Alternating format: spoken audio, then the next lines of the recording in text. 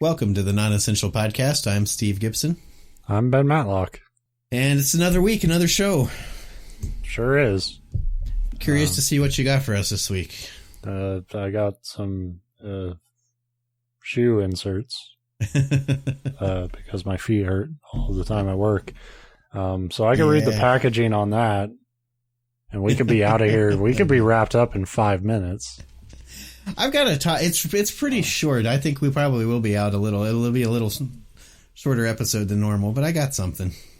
Well, and if you think you can beat Tri-Stride men's insoles, be my guest. But when you come at the king, you best not miss. I've got weird feet. It's actually a medical condition. They're like high, but they're like medically high arches. It's called Cavus foot, but it's called Prince feet. Yep. They make me. I'm automatically the heir to the next foot throne. But it's like I meant like Prince the singer and how he always had like heels and shit. Oh, but you medically have to wear them. If I take my shoes off, it looks like a foot looks in a high heel shoe, except for not in a shoe. And it's fine. But if I'm on my feet, like that's why I had to quit running. I took up running a few years back, and it was great for fitness, but it was terrible for my feet and my knees. But none of those inserts ever really helped me. In fact, a lot of them make it worse. But my thing is like I'm walking all the time at work, and I have been skateboarding again, and like skateboarding will do it. That'll just by itself will tear up your feet. Well, I mean, you kind of need your shoes in skateboarding. Like they're kind of designed to be a little rough on the bottom of your feet because you need to kind of control the board. But like if I can just not fucking hurt all the time at work, I think it'll even out a little bit. Yeah, I remember when I worked security, I was on, 8 to 12 hour days on your feet. At one particular post, you had to stand. They wouldn't let you use like a stool or anything. So you were just standing in one place, which seems like it would be better than walking around, but I think it's worse. Yeah. And yeah, I mean, it sucked because my days off, it'd be the weekend and there'd be like a festival in town or something that Tara would want to go to. And I'd be like, I can't. My feet hurt so bad. I cannot be anywhere where we're walking. So I don't miss that. Well, that's your foot update. Yeah, I'm trying to better myself. One heel at a time. So what do you got?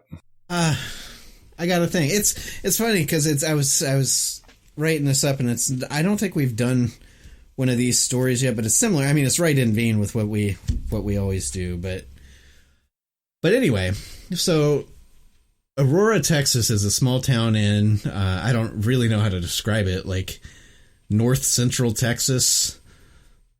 You're familiar with Texas, living out there and having family out there, but yeah, if you take the state, a notable place, I have no idea. Yeah, it's unnotable is the problem. It's just a little speck. Oh, then my whole family is probably there right probably now. Living there. Yeah. As of the last official census, which was 2000, the town had 800 inhabitants, which I think my graduating class was higher than that. Although the city's website or town, whatever, it's municipality, it's worth looking up if you just look up Aurora, Texas and find their like government page to see just how they describe themselves. They're like, we're a triglomerate governmental something. It's like, I think it's a cult city, actually, like one of those. But anyway, they say their current population. We're a societized community opportunity. Something like it. It was weird. But it says that they're growing. They're up to 1,400 people, which was bigger than my graduating class, but smaller than the total number of kids in my high school. But it seems like a rather unremarkable place, except for the one incident that I'm about to talk about right now.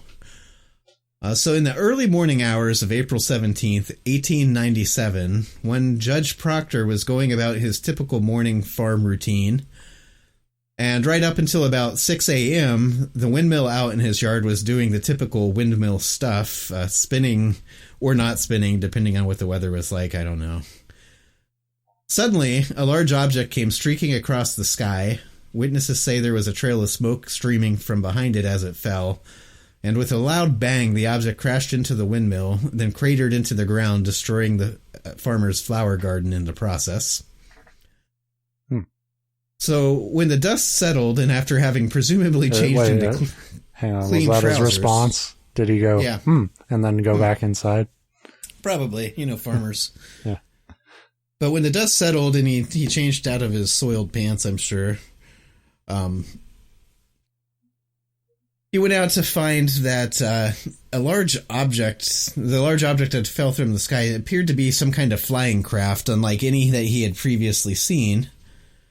Of course, this was 1897, which predated the airplane, so really any flying craft was likely to be different than any he had previously seen.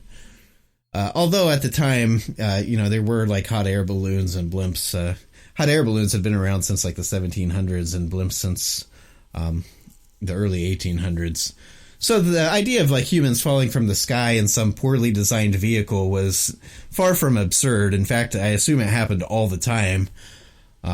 We have covered a few things that kind of point out that in early aviation history, there were a lot of people that were trying to fly, and almost all of them were spectacularly failures. Like, just whatever. Or they flew so well that we just haven't seen where they went they yet. haven't come back down yet. Yeah. I like that idea. We've talked about like the very real phenomenon of ghost ships, and that not like actual ghost ships, of course, but there are thousands of ships out on the sea that have been like either abandoned, like the crew had to abandon them, or the crew died, or they just broke loose of their moorings during like hurricanes or whatever. But there's just lots and lots of ships out there, and some of them are like big freighters that are just like drifting aimlessly around in the ocean. Full That's of how large. Gold, listener. Yeah, so go look for them. Yeah, so go find them. But I do kind of like the idea of the skies also being full of like ghost planes where they were designed so well that they'll fly indefinitely, but the pilots themselves have died. So they're just like floating around up there aimlessly. Yeah. I like that idea. I don't know why I like the idea, that kind of morbid idea of like corpses floating how many around overhead. fucking planes crashed because they like thought they were going to crash into a ghost ship or a ghost plane or a ghost ship? What if there was just a fucking freighter like up in the clouds? I think that's pretty cool. I want to go pirate it. That would be pretty cool. That would Like be Dead great. Space. That's the next BioShock game. Right. So anyway, among the wreckage, they discovered the pilot's body. I skipped a paragraph. Of course, it's like 1800s, and this object crashed into a windmill. So like all the townsfolk flocked to the scene. But given the size of Aurora, Texas, I'm not sure "flocked" is the right word. Like, I think Bill and Jim from across the way like came over, and they're like, "The whole town's here." Casually jogged towards the event. I wrote curiously ambled, but yeah, we're thinking along the sauntered same lines. over. Uh-huh. So among the wreckage, they discovered the pilot's body. It was mangled and burned, but still intact enough to tell that it was not human. In fact, an Army officer out of Fort Worth, Texas, which I have heard of. That's pretty goddamn judgmental, I would say. Maybe it's just an ugly fucking dude, huh? I know. If I crashed out of the sky and cratered into the ground and somebody saw my body, they'd probably say, there's no way that thing's human. Yeah. I mean, hell, I feel that way when I'm at the grocery store and people are looking at me. I kind of suspect that that's what they're thinking. Yeah. But anyway. So this Army officer out of Fort Worth also concluded that the body was not of this world, adding it was quite possibly a Martian. Which, quite possibly. I love that. There's like zero science. There's nothing to actually back that up. But because he's an Army officer and he needs to sound official, he had to add his 2 cents. Like, yes, this is an alien, and this is Mars blood. I know it. Yeah, in my expert opinion, it's probably from Mars. Well, like that's the thing about like alien stories and stuff is like words mean something. So if you say Martian, like that's not a blanket like alien. No, and I don't take it that he means it as a blanket alien. I think he literally was like, well, yeah, the most likely explanation is it came exactly from Mars. But then how the fuck would you know that? Like exactly. What I likened it to when I read that part, this week I work with my dad, which says a lot about our relationship that I've worked with him for 20 years and haven't killed him yet, or vice versa. But there's certain times that would you like me to bleep that in case, No. I said no. I said our relationship's good and I haven't killed him. Yeah, but you know how those murder documentaries are. Yeah. But we're in the process of getting 2 new computers for work, and the guy putting them together for him, because I don't want any part of that. I already get roped into IT too much, and that's frustrating when it's your family and you're not getting paid $80 an hour like a real IT person. But anyway, so part of that process is, they need to have Windows on them, and it has to be Windows 10 because that's what all of our systems use. And the guy's trying to save us money. He's like, if you have any old, Windows 8 computers that still have the serial number, we can try to just run the upgrade from that. And I had said something to him about our old systems that we have old systems at work, but they have Windows XP serial numbers. And I'm like, I said something to my dad. I said, well, those are old XP. I don't think that gets the free upgrade. And he goes, well, go ahead and send it to them. They'll definitely work. I'm like, what are you basing that statement on, except for that you want it to be true? It's called positive imagery, Steve, and it's how I've gotten to where I am today, which is it drives me nuts doing IT. When he admittedly knows nothing about computers and I'm the one stuck fixing everything, and then for him to say, look, go ahead and send those will work. It's like, no, they. But that's how I took this Martian statement. That it's obviously for Mars, but it's based on nothing except for he wanted to make a statement and sound official. So anyway, they have this body that we all agree is a Martian. Martian. Is that persuasive argument? There were some documents or objects in the wreckage that had looked like hieroglyph type writing on them. This is actually just a fucking The Thing sequel.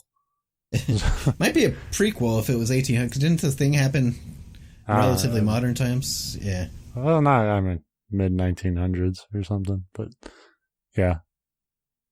I don't know. Same plot.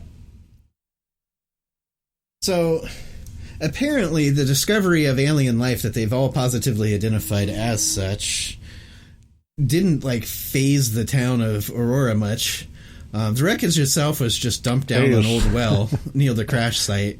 I love how that nobody cares. Hey, it's one of them fucking big-headed green critters. Yeah.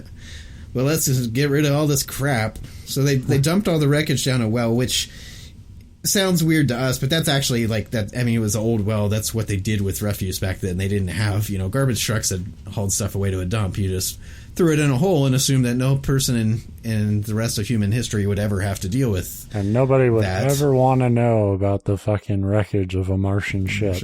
Right.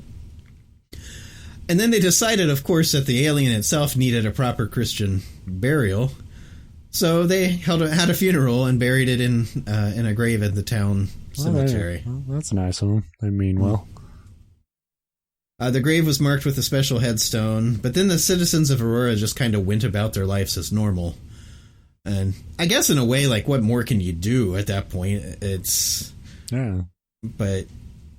In another way... thing, flushed all his shit away it was cocaine, and fucking threw the body into a random hole. So, I guess there really isn't much more you could do, but you'd think that, having a UFO crash and having the body of an alien would have been a bigger deal, but I guess in the 1800s they're just yeah, of course it's an alien. We're special people. Of course, special things happen to us. Yeah. So the story of the crash and the grave itself did draw curious travelers who wanted to look at the rock while being told a story that they could have easily just read about in the paper. But other than that, not much changed in Aurora, Texas. The end. People get bored, Yeah. So, imagine how bored we are. Take how bored we are right now in this pandemic, and consider they don't even have the fucking internet back then. If you took my internet away, I would be going to this fucking place. Yeah, that's true. Well, frankly, I have road the trip internet to find a Martian. I'm still curious to go visit it. So yeah, that's the end of the story. I'm only kind of half joking about that. Obviously, I have at least a little more. Otherwise, it wouldn't have been enough to do a podcast episode on. But really, nothing ever came of the crash. In 1835, so that would have been, about 38 years after the incident, a man by the name Brawley Oates purchased the farm in order to make grain for the line of breakfast cereals he was clearly destined to produce, I hope. Because, Brawley Oats, you would just put that on the box. He wanted to clean out the old well so that it could once again be used, but after digging through the old wreckage, his hands became riddled with what doctors diagnosed as arthritis, and they became twisted and knotted and, just painful and deformed like arthritis does to hands. Believing that the water... only common theme is your breakfast cereal. Yeah, it wasn't that he was poisoning himself with poorly produced cereal, it was the well. So believing, well, that's what he thought anyway. The water and the well he assumed was just contaminated by this alien wreckage that up to that point he apparently just assumed, thought was an inconvenience. It's I want to use this well. It's fucking full of alien spaceships. Let's get that out of here. And oh shit, it's poison. So he filled the well with cement, which would have probably been a hell of a job, mixing all that cement with his twisted, deformed hands. His gnarled claw fingers. That's what I'm picturing. That's what they made it sound like. At one point, one article said in the 70s, another implied in the 90s, so, some great consistency there, or even as late as, the 2000s. The grave marker was stolen, but prior to this, a scan with a metal detector had determined that there were likely 3 large metallic objects buried with the body. But when the headstone was stolen, apparently the grave was disturbed. There's something about they found the headstone missing in this. They said a 3-inch metal pipe sticking out of the ground, and I don't know if they mean 3-inch in diameter, which is relatively big, or 3 inches long, which is just a piece of crap, lying on the ground. But after that, there's no more readings with metal detectors, so they assume somebody dug up and stole whatever was under there. Yeah. They have rediscovered where the grave is through the use of ground-penetrating radar, and there's a new marker there now. But since the early 70s, the town of Aurora has blocked every request to have the body exhumed, because that would be the easiest way to be hey, do we have an alien? No. Yeah, that's presumably why they... You wouldn't even have to have a doctor there. Right. The decomposition would be such that you'd be yeah, that's a guy. Yeah. But... they won't allow the body to be exhumed, presumably because they know if they did that, their only tourist attraction would be debunked. But well, you don't, dumbasses. You don't start and stop with one fucking story. You got to make your goddamn little fucking community op seem like it is, ground zero for all Martian attacks. Some of the stuff that I came across kind of suggested it's turned into one of those towns like Roswell has, where the few businesses there are, it's all alien stuff, and the Southwest in general is just a hotbed for alien UFO sightings because the people down there have way too much booze and way too little to do, I think. Fuck, it's just people paying money to indulge fantasy. Some people need aliens, other people watch the Marvel movies. And frankly, I got the idea that that's what this town is like, but when I tried to Google it, because you'd think that they would market that, and I didn't come across a whole bunch of the 4th of July Alien Fest or anything like that. So I don't know the true nature of Aurora, Texas, and I'm not driving out there to find out because frankly, I don't care. But anyway, I assume that that's why they don't want this grave exhumed, because everybody everywhere knows that there's not really an alien down there, and that would just kind of end your mystique. Although it was funny, you could defraud everyone. That's and the thing, put like too, a fake alien skeleton down there. Or even if you don't do that, that's not enough to ever kill any of these stories, because then it becomes, oh, there was some cover up and the CIA snuck here at some point in the 60s and stole the body and killed a hobo and put his body in here. That's what we're looking at now. Or if you want to keep a legend going, you can just excuse away any reality, because that's how these things work. But instead, they used a loophole in the 70s to block the first request to exhume the body. And that's that they say there are rules. In order to exhume a body, you have to have permission from the closest living relative or next of kin, which is very hard to get when your argument is that we want to dig up this alien. Well, technically, then I am the next of kin, and I say it's okay. If somebody disputes the alien, that I'm this alien's cousin, you have to dig up the body and run DNA on it to prove it, right? Yeah. So, yep, I guess we'll have to do it. This story. I want a DNA test right now. But see, if you're doing your scam right, then you can buy off any experts who are like, well, that's true too. They're like, that's not real. And you can be like, shut the fuck up. Buy that orange crazy-haired guy from Ancient Aliens, and no matter what you dig up, it could be a dog turd, and he'll say, alien!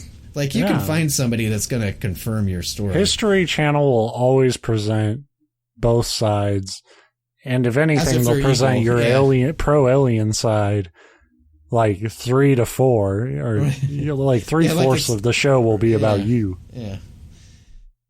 So as much as I'd love to believe that we've been being visited by extraterrestrials, I'm not really big on these like UFO stories and whatnot, the close encounter stuff. Scariest, like, and by being scariest, like the most interesting alien stories to me are the ones of like people talk about with like sleep paralysis. Yeah. And stuff where it's like they see the figures and stuff and they're like being like, it's just a ghost story with a, different, monster in it, but you're being haunted by this thing.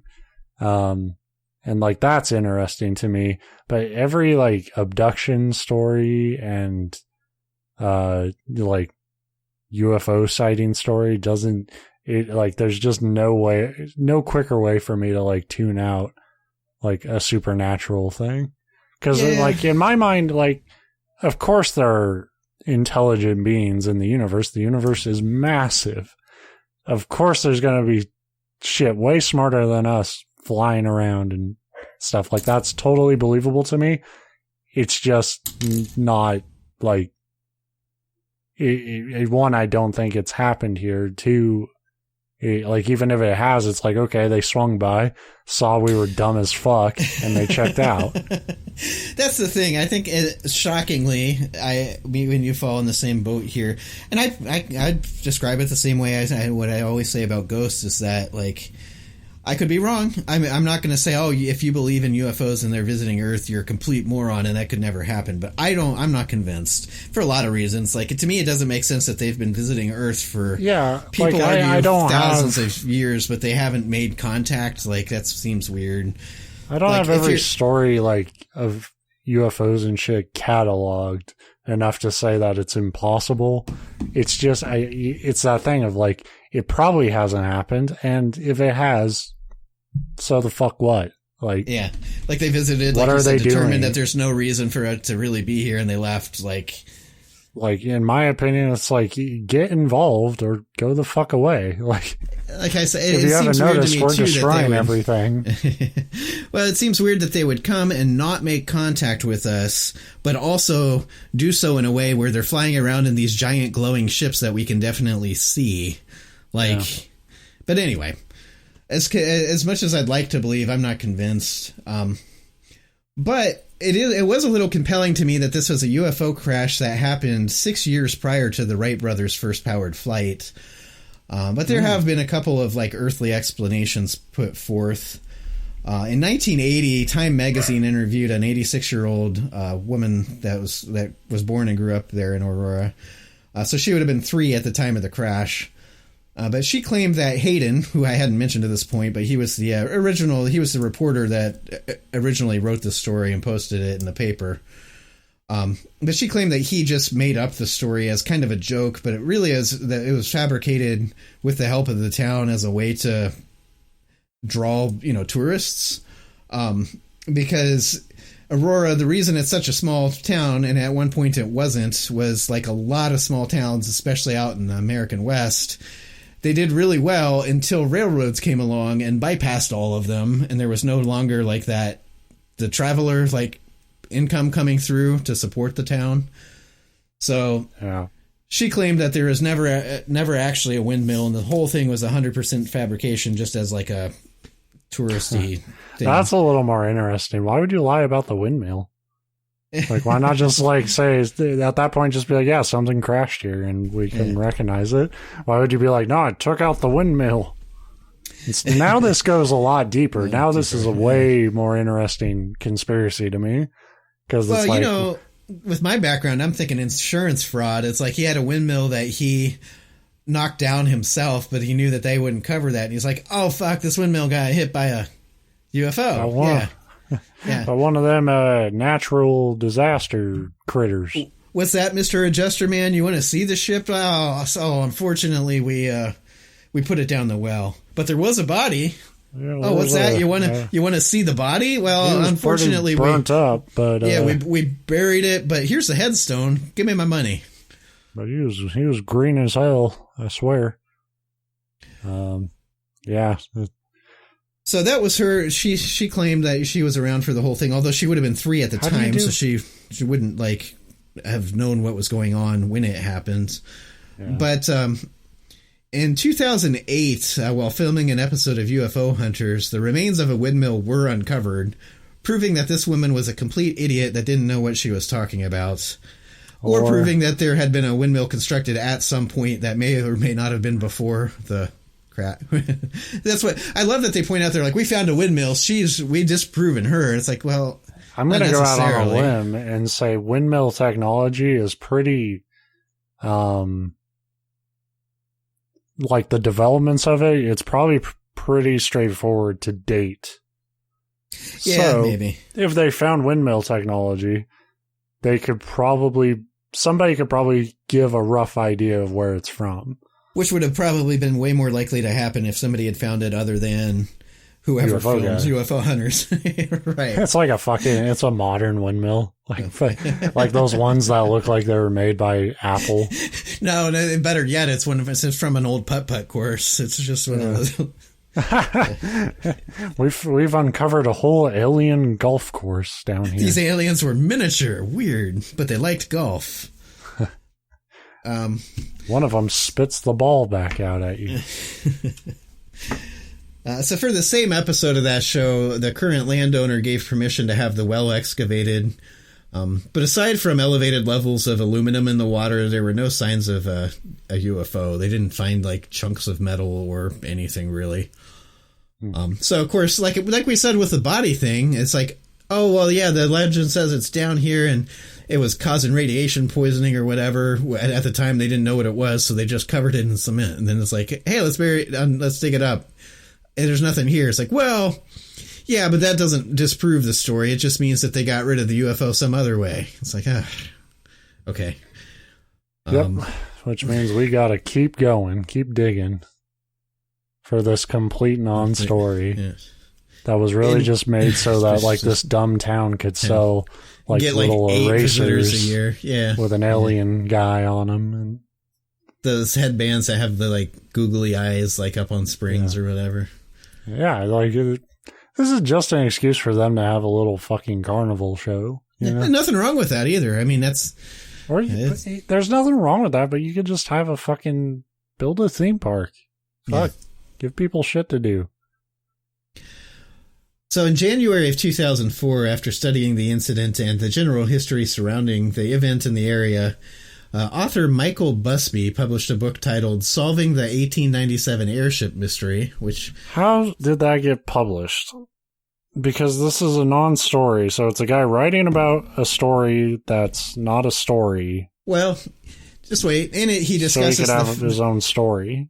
Well, it's probably not the kind of book you think. In it, he discusses the fact that while the Wright brothers had yet to achieve their flight, there were a lot of people working on powered flight at the time, and in fact... Like Martians. Yes. At the time of the Aurora crash, there was a relatively secretive group of people who had formed the Sonora Area Club in California, which, now we know was a real thing. It's weird to me that you'd have to form a secret society to work on, except for I almost get it from the, we've done a lot of stories back about the 1800s, like industrial espionage and people trying to steal other people's inventions and shit. So I think it was more from that. It wasn't like we're the Freemasons or the reptilian overlord. It was more like a lot of people wanted to be the first to powered flight. I mean, that was a big race. So he theorizes that it was actually just somebody testing out, trying to make an aircraft that spectacularly crashed, and it wasn't an alien thing at all. It was just a failed experiment, which is an explanation that kind of makes sense, except for you'd think somebody would report a missing person, or even if you didn't know where they ended up, because Texas is close enough to California for it to be feasibly possible if you ended up having a craft that flew.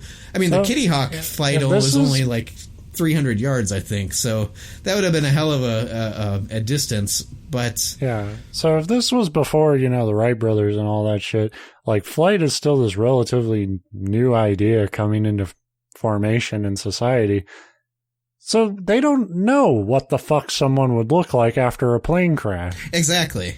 And if there was smoke coming out of it, it very well could have just been a blimp or a hot air. Like I said, those were two things that did exist, and there's enough stories of crazy ass lone inventors out there. Like, maybe somebody just built a homebrew blimp, and the gases that they used for it caught fire and they crashed. Right.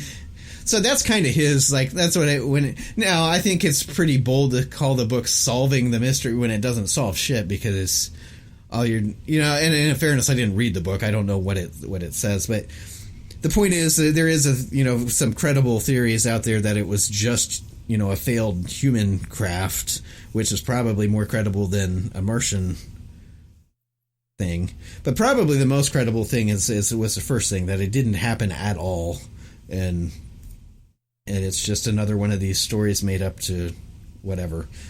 Even if it wasn't made up to attract people to the town, people back then lied about all sorts of shit to make themselves feel more important.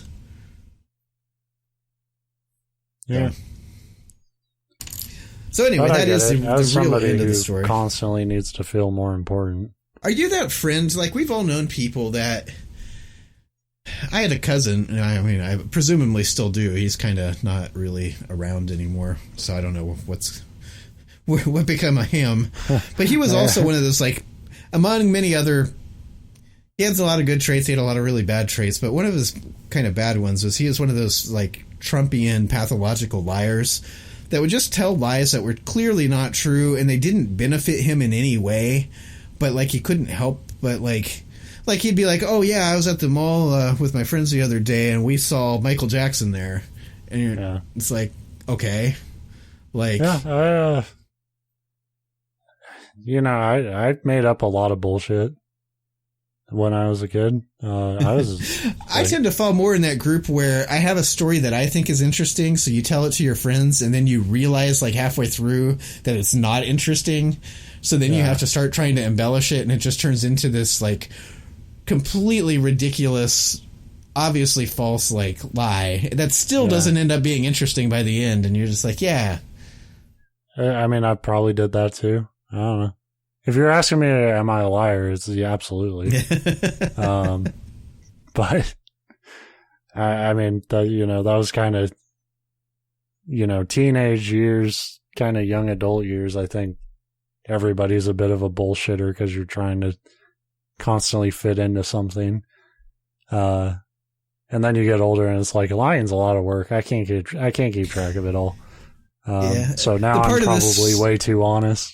The part of this story that history left out is 3 weeks earlier, some rival farmer was bragging about how he shot Bigfoot, and this guy's like, that fucking son of a bitch, John Smith again, stealing the spotlight. Well, I'm gonna have third guy. Is you didn't shoot Bigfoot at all because his ship just crashed into my windmill. He actually took an axe to his windmill. Burial. Yeah, he actually like axed his windmill just to like have proof. Be like, look, it's just the same like UFO ship, but covered in hair.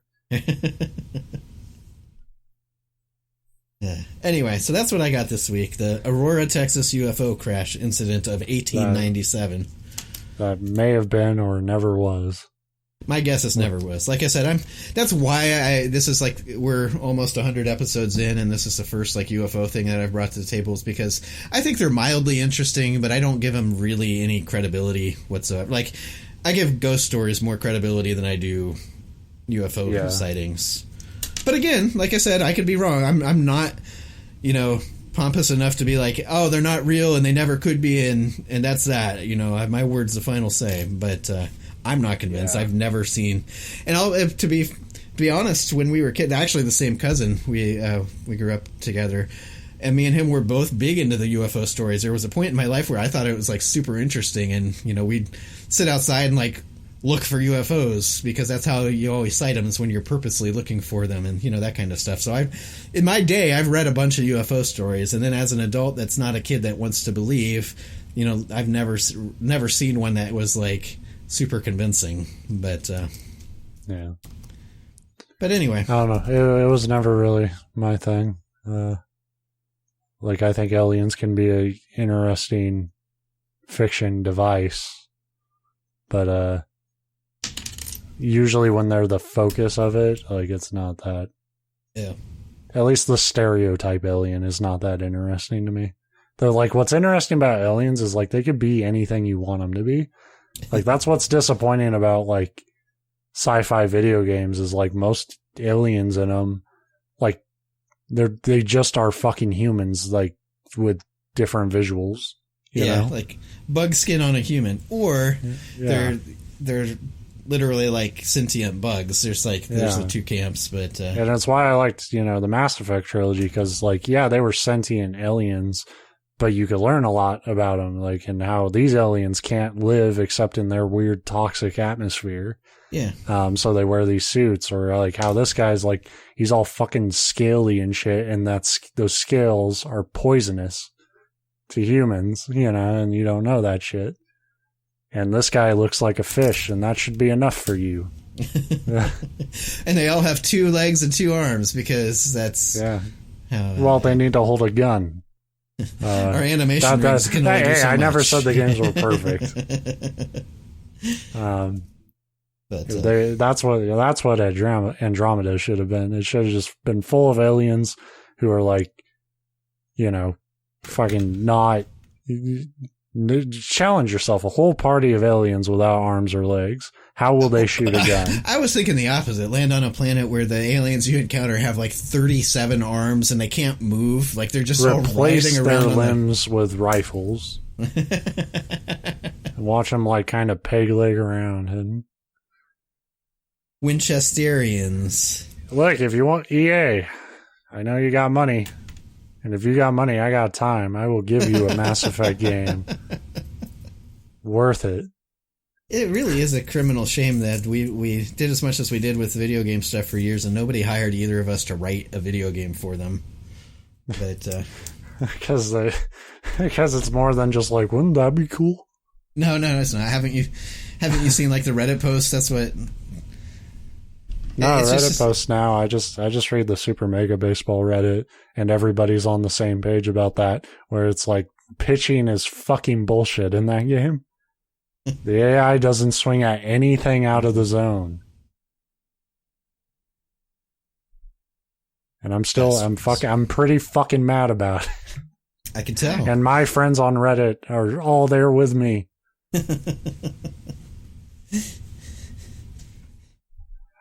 Anyway, band of brothers.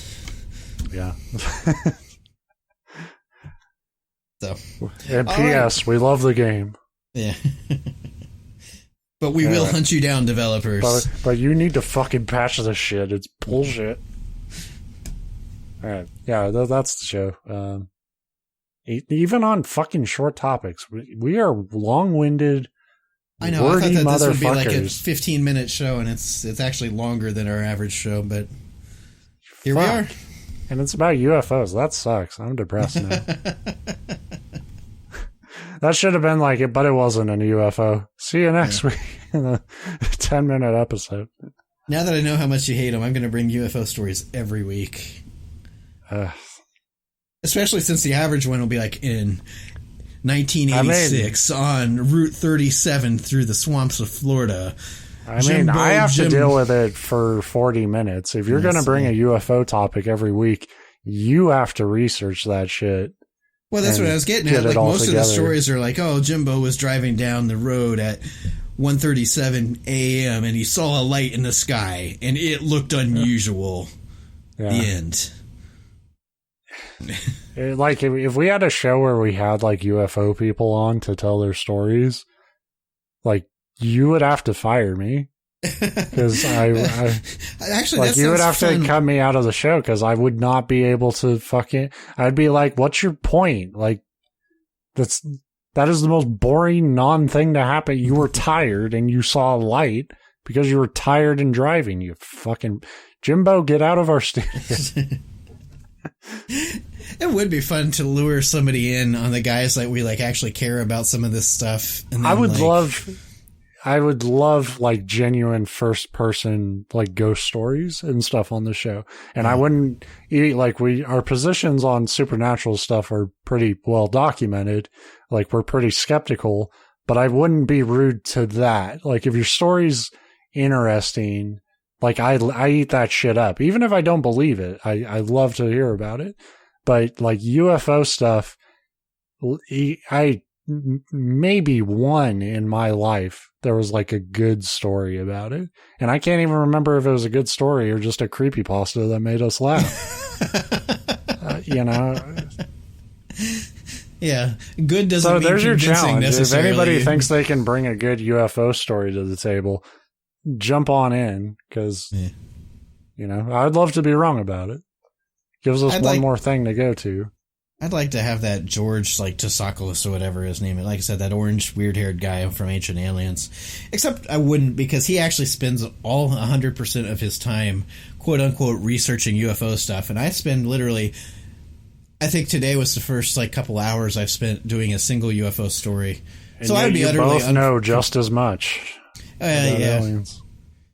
But you know how those smarmy people are. They'd be like, well, then explain the St. Petersburg incident of 1732. And I'd be like, I don't know what the fuck you're talking about. It didn't happen. Yeah. There you go. Nothing explained. Any more fucking hot quizzes? These Mayan ruins look like astronauts. It's like, yeah, they also kind of look like Tony the Tiger. Was Frosted Flakes around? They literally look like cereal mascots. So. Anyway, yeah, UFO stuff. It's a rabbit hole for sure. We'll be back next week with more UFOs, I'm sure. So. Bye.